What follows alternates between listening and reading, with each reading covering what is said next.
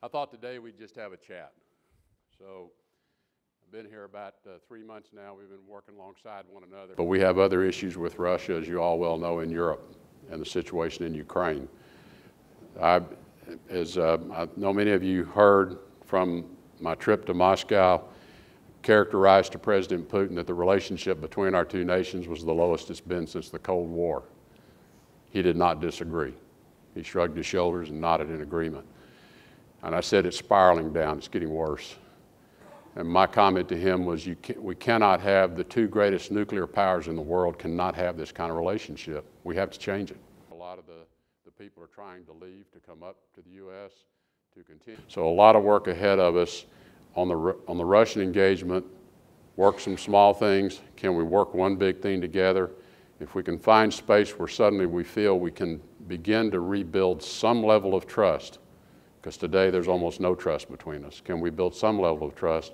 We've got a long list of things to work on, from our arms agreements and issues we have with our nuclear arms agreements to obviously getting to Ukraine, Crimea, and other places where Russia is not being particularly helpful today. So that's what we're hoping, is that we can begin to build a way in which we can learn how to work with one another. I don't know whether we can or not. We're going to find out. Terrorist financing networks as well. So this is vital to us for a number of reasons. Obviously, our neighbors are vitally important to us, Canada and Mexico. It's not as rocky as it looks sometimes, and I think, in fact, the relationships are quite good.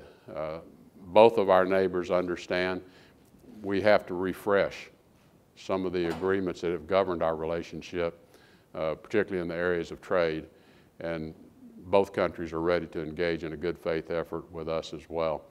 What we want to do is step back and develop a Western Hemisphere strategy. The assumption was that China has limited influence on the regime in Pyongyang, or they have a limited willingness to assert their influence. And so I told the President, we've got to test that. And we're going to test it by leaning hard into them. And this is a good place to start our engagement with China.